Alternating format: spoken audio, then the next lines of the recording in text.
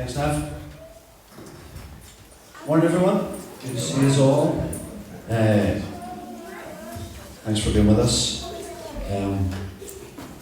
As I said last week, and whenever the men gather, I always think this. What we share on a Sunday is for us as a community of followers of Jesus to be able to work this all out together. And so I really appreciate that you're here today for that reason, that we're committed to working this out together. And actually, I can just start by saying that, I think it's really important we hear that. The New Testament, I think in this individualistic culture that we live in, we can forget that the New Testament, pretty much the whole of the New Testament was written to a people. It was written to a community of people. And every time whenever you see the word you, I can almost guarantee you the majority of the time it is in the plural. It is speaking to a community of people. And so actually that's what struck me this week as I went back in to just sort of say, God, what is it that you want to say to us through these Beatitudes? Just felt reminded that blessed are those who mourn.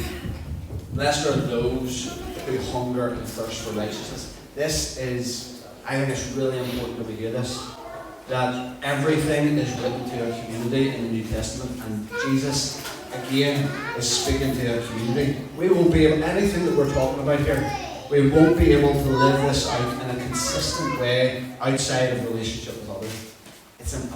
I promise you, it's impossible. It's impossible to live this kingdom life, the ways of Jesus out. It's impossible to live it out in a consistent way outside of community, outside of relationship with others. That's why it's important for me to say that at the outset. I don't want to take too long introducing these times every Sunday morning. We did a bit of a sweet, quick history lesson last Sunday morning. We went back and looked at how the churches continue to wrestle with what to do with these Beatitudes, what to do with the Sermon on the Mount, what are we as a church to do. We're not going to spend time going into that this morning. But I suppose for me, I am at least, even though I think many times that they got it wrong. I feel awful saying it, but I think Augustine got it wrong. I think Luther got it wrong. I think the dispensationalist teaching that came in the 19th century, they got it wrong. This is just for all of us, all people at all times, to work out what it was to be part of the kingdom way of Jesus. But I do think that I understand their struggle. Because if you read Genesis, Exodus, Leviticus, Numbers, and particularly Deuteronomy, you'll see that what the Jewish people, their understanding of what it was to be blessed, what Jesus is now saying is pretty much the opposite of what they've grown up hearing, believing, understanding for decades, for centuries. They've been told, and go back into places like Deuteronomy 27 and Deuteronomy 30, you'll see that this is what it is to be a blessed people, and this is what it is to be cursed. So they've had this understanding of what it is to be blessed, and now Jesus is coming and saying, blessed actually when you're poor in spirit. Blessed are you when you mourn. It just seems to be the opposite of what they've always understood.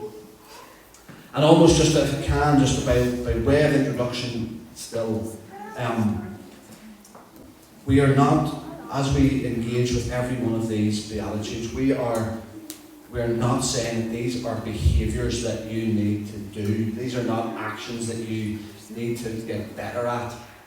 As if by performing these things better that we will attain His favour or we will attain some sort of level of righteousness. We are not doing these behaviours to get right with God. What we're talking about is a description of what the kingdom life looks like.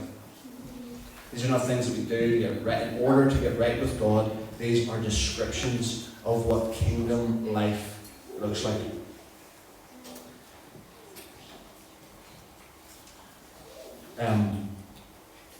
Puma and Jenna called around to the house yesterday. We were outside, practicing social distancing and all that, just so you know. But just me and Puma in conversation, maybe with the Beatitudes in my mind, I was struck by some of what Puna was saying in conversation. And so often we have allowed our traditions and our preferences to separate us or divide us.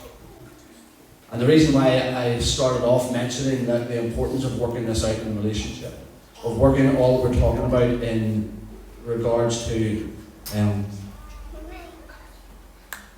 a consistent way of working this out as a community, is because relationship is most important. That's what trumps. Relationship must trump tradition or preference or anything else like that.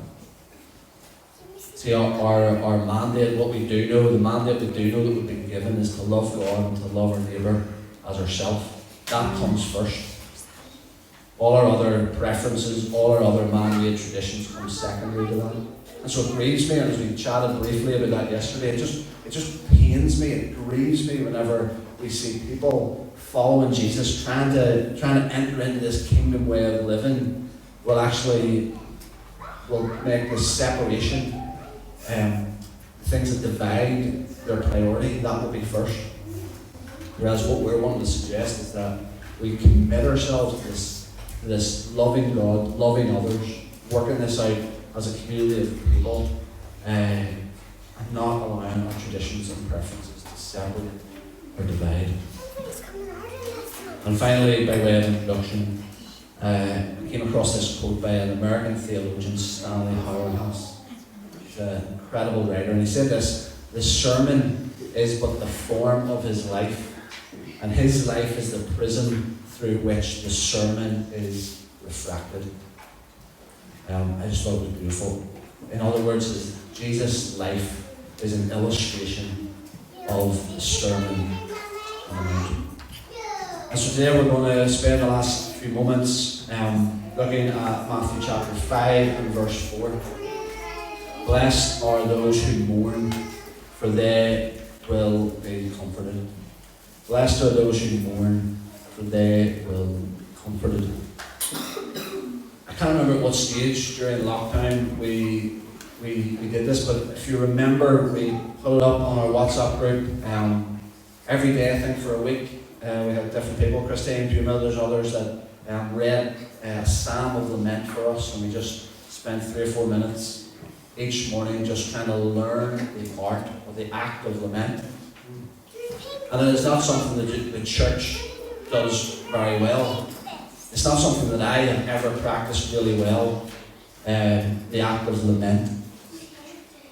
I think, as I think I probably mentioned whenever we did this a number of months back, we grew up in a certain charismatic tradition that it can almost look like a lack of faith whenever you lament, whenever you express feelings of anger, or you express feelings of disappointment, you express seasons of doubt. We've been moved away from that. There hasn't been the space given to do that, but the psalmist allows us to lament. The Psalms allow us to express all of our emotion. And I think it's really important, and Neville touched on that on Tuesday night as the men gathered. Like, that's what it is to mourn, just not to bottle up all of those emotions. And I'm sure that there is emotions that we have felt over the last number of months that we maybe never thought we would experience. Maybe a sense of hopelessness at times we thought that just sneaked up on us. Maybe moments of grief that we just grieved, that feeling of grief just sneaked up on us. Or anger. Maybe been times over the last few months, because of what they've missed out on, because of the season of life that we are all in together, there's maybe been moments you just felt angry. And maybe your church experience has been, or maybe your practice has been, to bottle those emotions. It has been to not express those in case they show a lack of faith, in case they show some sort of sense of ingratitude. But I think there's something about this beatitude that is saying, get it out. Like, it is not healthy. It is not healthy to bottle up those emotions. You're blessed when you mourn. It's inauthentic, actually, I think, to bottle up those emotions. It's inauthentic to hold on to all of those things whenever there is an opportunity and a freedom for you to share them, to release them. Blessed are you when you mourn. You will be comforted. Blessed are you when you don't hold it all in. Bearing our emotions, including our disappointment, including our anger. I am suggesting that you're blessed when you're not inauthentic, when you're not holding unhealthy emotions in. Neville's already mentioned our Tabar conference this Saturday, and on Wednesday night we gathered with some of the other churches that make up this family of families. We broke out into small groups, and one of the ladies that was on the group with me was a lady called Shelley, who's doing an incredible work in North Lurgan. Really difficult part of the town, but she's continuing to serve, continuing to persevere in faith for the sake of that community. But she came onto the call and we're just chatting about her week, and as she began to share about the different communities, different nations that make up the community of people in her neighbourhood. And so there's a Romanian family that had lost a really significant member of their family back home in Romania, and they weren't able to travel for various reasons. They weren't able to get back to mourn, weren't able to get back and to grieve alongside their family. And so on Friday night, Shelley put on a memorial service for this family and just welcomed the community in. Welcome this Romanian family to grieve their loss. And she put on food, she put on a spread and welcomed others. And so in their centre, with all of these different nationalities, people from all sorts of backgrounds, all sorts of cultures, gathered together to have a memorial service and to acknowledge the pain and acknowledge the loss as a community of people for this one particular family.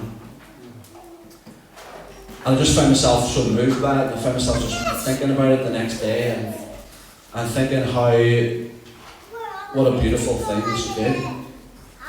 It was a beautiful thing that she did, and I think she's blessed. And I think she's blessed because what she has done is she has given people the freedom and a community to grieve with. She's blessed. I think her community will be blessed because she's created a space for people to mourn. She's created a space for her community to grieve alongside others. And I think that's really important. I think it's a beautiful sign of kingdom life. And so that, again, I want to finish off by directing our attention towards Isaiah 61. And this probably needs a wee bit more formation, but I just was struck by Isaiah 61 over the last day or two. Because the truth is that the people listening to the words of Jesus would have reflected back to the scriptures that they already knew.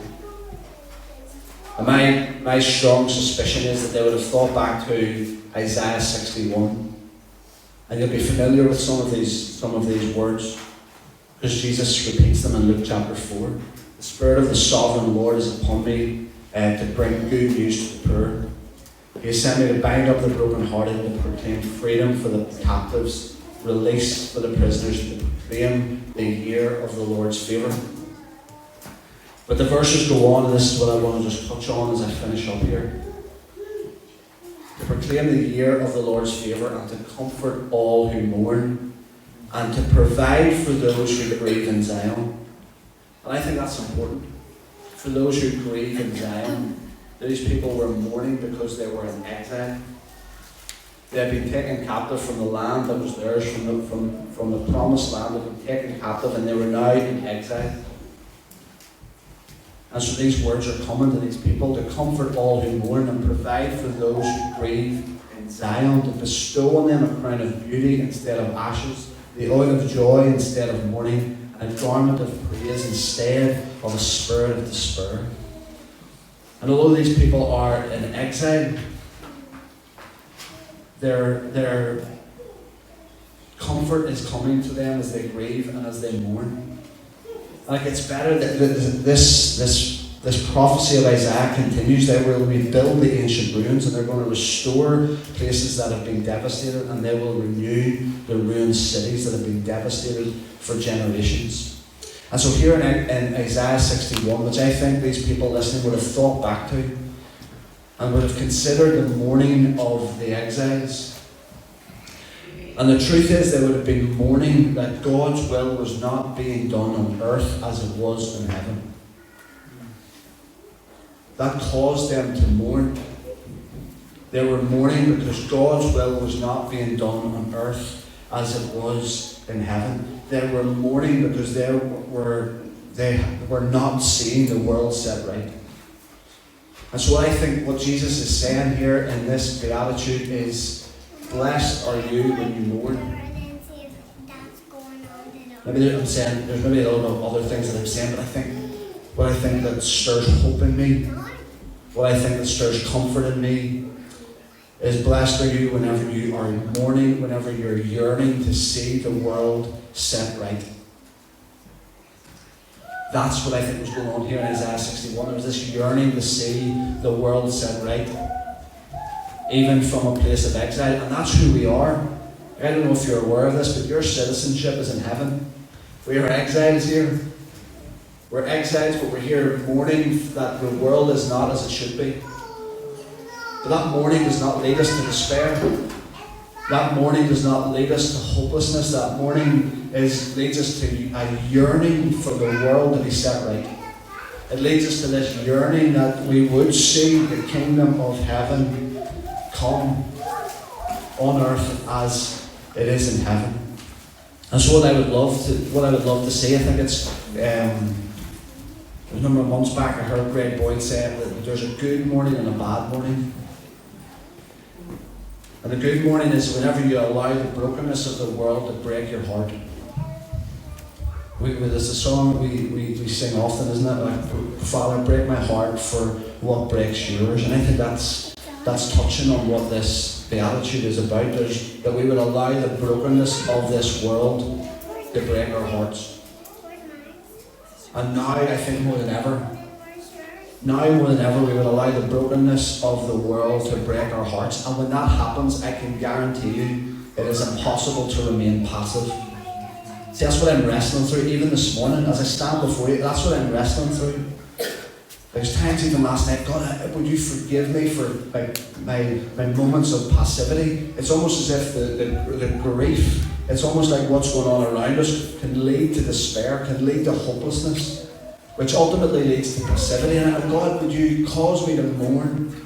You cause me to yearn once again for this world to be set right. You allow the brokenness of this world to break my heart. And when that happens, when I have those moments, it is impossible to remain passive. It inevitably is going to lead us to action. And so I would be encouraging us that we would not be unaware, that we would not block out the pain that is in our world. And I know, and I am one of these people that you want to avoid some of the stuff that's in the news. You want to avoid some of the toxicity that's in social media. But whatever way it works for you, just don't, make sure you're not unaware. Make sure you're not blocking out the pain of the world. And the reality is that we're not finishing on a downer this morning, because we don't mourn without hope. We don't mourn without hope, and we mourn with an eye toward the future. And I think that's something that has stirred, and something stirred in me as I go back to Isaiah 61. And I find something of our story in Isaiah 61. And we mourn because we are in exile. We mourn because we see the brokenness. We mourn because we're yearning to see the world set right. We're mourning because we want to see His will being done on the earth as it is in heaven. But we don't mourn without hope. We have an eye toward the future. And that's why Paul several times said, Maranatha, come Lord Jesus. He had an eye towards the future. He had an eye towards the restoration of the places that have been devastated. He had an eye towards the rebuilding of the ancient ruins. He had an eye towards those things being set right. And that's our hope. That's our hope, because when we go right to the end of the story, we're told that there will be new heavens and a new earth. It will come down. It will come down. We will be in a new heaven and new earth, when the world will be set right, when all creation will be set right. And so there's stuff there for us to wrestle with, isn't there? There's stuff there for us to engage in as a community. And honestly, I'm so aware of this last night and that's why I wanted to start off with this idea of working this out together. I'm so aware of my need for each one of you to be able to work this out. How we mourn, but mourn with hope. Mourn with an eye toward the future. And so blessed are those who mourn, for they will be comforted. So Father, I pray that you would help us to make sense of this. God, help us in the season that we find ourselves in. God, in a moment of times, God, honestly, of deep despair, of deep uncertainty, of deep confusion. Father, I thank you that you would surround us with a people that we can express all of that hurt and all of that pain with. And we do it with the people because we know that they will be ones that in the times of our disappointment and the times of maybe our anger, that will remind us that we do not mourn without hope. And something within us would stir as we would think towards the future. And that prayer that Paul prayed, that simple prayer, Maranatha, come Lord Jesus. They just continue to be on our minds and continue to be on our lips. And as we mourn, we mourn with that prayer in the back of our minds, come Lord Jesus. Knowing that all things that have been created by you and for you will find their completion in you, that everything, you're going to pull all things together, set all things right.